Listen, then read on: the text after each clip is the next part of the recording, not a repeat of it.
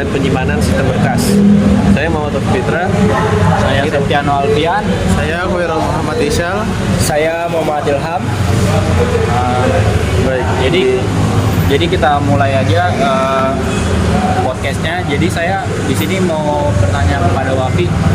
Menurut Wafi ini apa sih itu apa sih arti dari penyimpanan data itu dalam sistem berkas sendiri? penyimpanan sistem data ya. Gue sih setahu gue juga tuh sistem penyimpanan kalau di sistem data tuh bisa berupa informasi, media, foto, video, media segala macam. Itu kita bisa di WA tuh. Kita dari foto terus langsung kesimpan kan dari galeri atau di email. Kita mau ke email tuh dari galeri mau ngirim ke orang, terus orang terkirim itu pasti kesimpan juga di email. Kayak itu jatuhnya ke call tuh di awal misalnya. Terus juga kalau di HP atau di laptop bisa juga. Malah di Linux juga banyak kayak dia itu biasanya tuh apa namanya tuh. Kalau di laptop tuh kayak SSD, hard disk, flash disk, terus juga segala macam lah ada juga. Kita juga bisa nyimpen data berupa jaringan dari internet, kita bisa nyimpen juga dari internet, atau kita bisa kayak memasuk nih ke suatu web itu pasti email sama password kita kesimpan. Nah kita kalau mau login itu pasti kesimpan dari mereka. Nah kita juga harus tahu itu juga. Di Linux juga ada repository dalam GitHub juga ada di sana. Kita juga cuman nentuin komen ini terus nanti dari sana kita ngedownload gitu. Itu kayak penyimpanan awan tuh gitu contohnya. Itu juga kalau di HP ada penyimpanan virtual ya kan, penambahan memori ya kan, dari 8 bisa jadi dari 6 bisa jadi 8 ditambahin jadi 2 ya kan.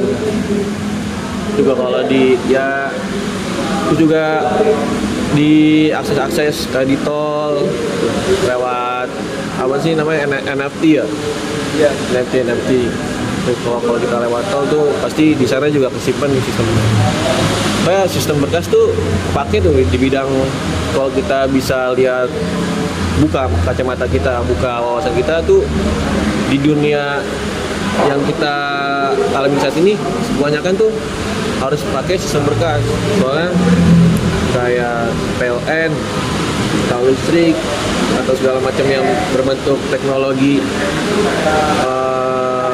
sistem itu pasti butuh namanya penyimpanan. Meskipun sedikit apapun pasti butuh penyimpanan. Karena itu buat naro informasi kayak email, masih tulis teks gitu, nota-nota.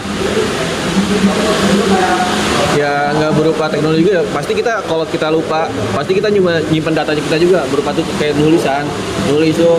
Jadi nyimpennya kita di tulisan atau di buku.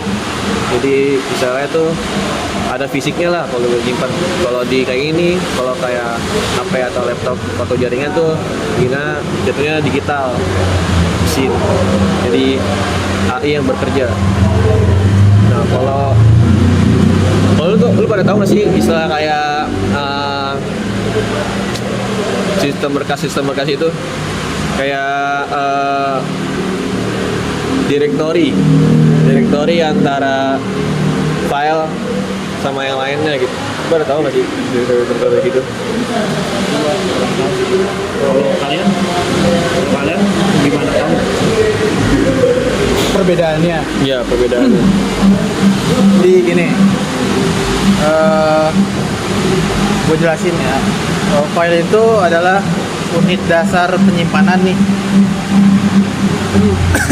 Penyimpanan data yang berisi informasi atau konten tertentu. Contohnya nih, seperti teks, gambar, terus audio atau program lainnya lah. Dan untuk sementara direktori ini struktur atau wadah yang digunakan untuk mengorganisir suatu file dan sebagai lainnya. Kayak Dan kemarin juga- ya kayak pelajaran programming ya.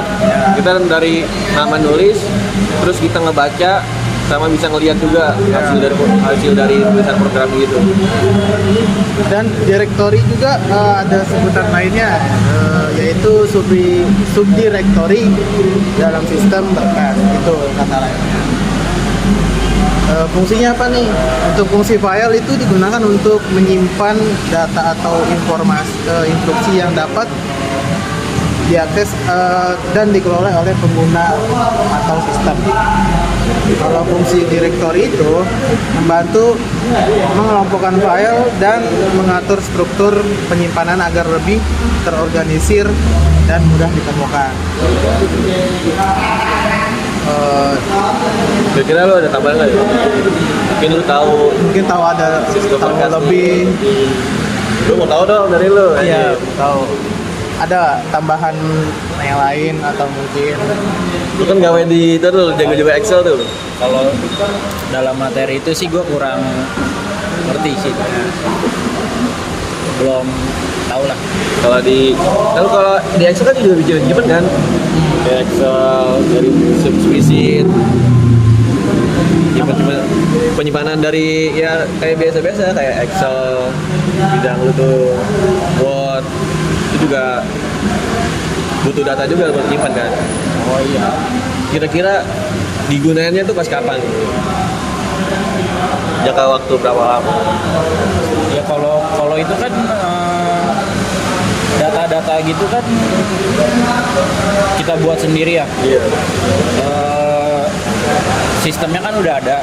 Nah, jadi kita buat sendiri, kita masukin sendiri. Nah, untuk penyimpanan bisa lama ya bisa lama. Oke nih, kan kita juga perlu kan untuk sebuah pengaksesan data dalam sistem berkas penting ini ya. Ada yang bisa jelasin nggak gimana cara mengaksesnya?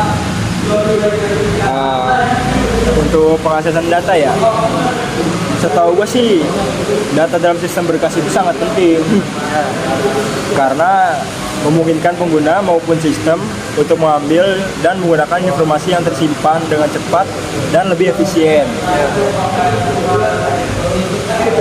Sistem berkas yang baik itu memastikan data ditemukan dengan mudah melalui struktur direktori yang terorganisir sehingga pengguna tidak kesulitan nih untuk mencari file-file itu. Selain untuk mendukung produktivitas pengguna, pengaksesan data yang cepat juga krusial untuk aplikasi-aplikasi yang membutuhkan pemrosesan secara real time. Misalnya seperti database, layanan streaming, dan perangkat lunak berbasis jaringan. Misalnya dalam layanan streaming video, data file harus diakses secara bertahap untuk memastikan pemutaran yang lancar tanpa gangguan. Dengan pengaksesan data yang efisien, sistem berkas dapat memenuhi kebutuhan pengguna dan proses sistem secara handal, sehingga meningkatkan kinerja keseluruhan perangkat atau aplikasi. Kemudian ada yang mau ditambahin lagi? Kemarin tuh lo ada tambahan kasus PDN. Lu pada tahu nggak tuh kasus PDN? Kapan tuh, PD? Ya masa udah tahu sih anjing. Kasih tahu dong. Itu cut. Nah, PDN yang ada kita kemarin yang kata lagi viral-viral itu kasus panjangannya apa? Pusat Data Nasional ya, yang kata hack tuh. Nah, itu udah diambil sama orang, terus kita nggak punya backupannya tuh. Itu ngeri juga tuh. Kayak tuh bahaya juga kan. Tuh udah ada backupan tuh. Sampai data kita hilang men. Nah, gimana Jo? Coba ya pikirin itu. Bukan hilang sih jatuhnya. Diambil sama orang terus bisa disalahgunain sama orang kan gak bahaya juga. Kayaknya udah di copy juga sama dia. Iya pasti. Bahaya. Tapi nanti pasti gak enaknya tuh di 5 tahun atau 7 tahun ke depan tuh pasti data kita kepake tuh, kita lagi kerja kan, udah ada penghasilan, tiba-tiba data yang dari tahun 2024 tuh kecuri, bisa kelihatan kan, bisa tahu tuh, wah ini bisa dikadal-kadalin nih kan, istilahnya tuh kalau dalam dunia yang parah-parah tuh kan yang paling nggak bisa yang paling bisa disalahgunain itu human systemnya kan. Kalau human systemnya bisa kadalin, bisa dicektokin, itu kita juga bakalan keambil tuh dari gitu tuh. Makanya yang salah tuh pasti bukan di bidang komputernya yang salah, bukan komputernya, tapi human systemnya tuh yang salah. Orang-orang yang memegang yang tanggung jawabnya itu tuh salah juga tuh mereka. Nah, kita dari sekarang tuh harus disiplin kayak yang data, harus jangan kayak segampang itu gitu. Harus berpikir jernih juga. Ini biar data kita aman. Tuh ngeri juga kalau nggak ada backup-annya. Jadi kan Kinglist tuh kan bisa bobol kan Kinglist ya. tuh. Jadi kan gini nih, Gua nanya apa? apa namanya? Kita kan juga perlu tahu nih langkah-langkah apa aja nih yang perlu kita hindari. Gimana sih cara langkah-langkah biar keamanan ini? Boleh bisa jelasin? Jadi kalau masalah yang Wafi bilang itu kan sebenarnya kan udah jatuhnya kan udah expert banget lah, udah orang-orang yang ahli yang tahu. Mungkin kalau gua yang masih awam ini belum tahu begitu dalam. Mungkin kalau itu sih gua bisa ngambil contoh tuh untuk mengamankan data gitu ya. Untuk mengamankan data gitu, gue bisa ngambil contoh tuh kayak pengaturan file akses gitu untuk kita sehari-hari tuh. Kan biasa kan kita megang handphone nih. Nah biasa kan kalau di handphone kan ada pengaturan. Nah kita juga bisa mengatur pengaturan file izin akses. Nah file izin akses itu yang hanya bisa yang digunakan untuk perangkat yang berwenang doang. Jadi misalnya semuanya itu udah dipegang sama kita lah. Jadi terus Pinter ya? Ya harus pintar-pintar semuanya. Kayak artis juga di dunia yang mungkin orang kita banyak orang udah praktek kan, tapi di hidup kita yang saat ini tuh perlu juga namanya teknologi. Soalnya semua jatuh Kayak ini aja, kita misalnya kita kan merekam suara nih dari aplikasi. Nah aplikasinya juga butuh izin akses untuk merekam suaranya juga. Contohnya begitu. Yang mana kita bisa ini itu cuman diri kita doang yang bisa mengaturnya. Nah itu maksudnya keamanan sistem berkas. Nah terus ada lagi enkripsi data. Nah enkripsi data itu kayak kita buka WA aja lah.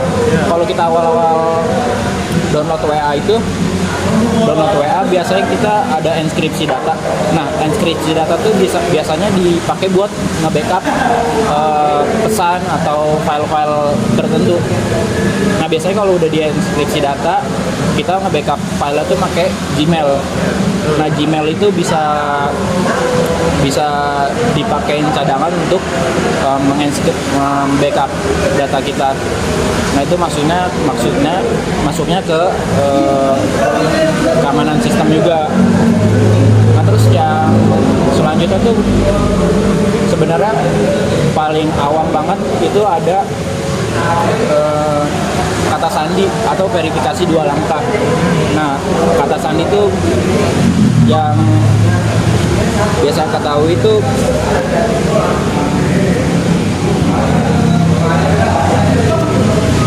dia tuh dapat lumayan nggak bagus juga, dapat mendeteksi pengguna yang sah gitu, seperti sidik jari itu kan udah masuk ke dalam keamanan data. Jadi gitu aja sih sebenarnya. Enkripsi data ya, ini penting juga sih. Coba radio polisi nggak dienkripsi, wah bocor. Gimana coba itu lagi mau nangkap orang ya kan? Monitor. Gimana kalau nangkap orang gimana Bang? Monitor. Target lah tiba, coba nggak dienkripsi. Wah orang pada kedengaran, oh ini mau nangkep di sini nih. Nah itu juga kudu juga skripsi tuh anjir, bahaya juga ya. Bahaya tuh kalau nggak ngerti skripsi di bidang pemerintah tuh bahaya tuh. Ya, kalau nggak ada itu suara dari mana-mana masuk juga dong. Iya, Gimana? langsung bisa kedengeran sama kita orang ya kan.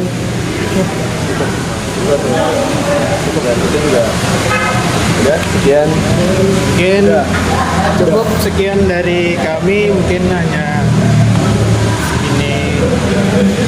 Sebelumnya minta maaf jika ada salah kata atau perilaku, mohon dikoreksi lagi. Kami dari kelompok 6 mengakhiri. Wassalamualaikum warahmatullahi wabarakatuh.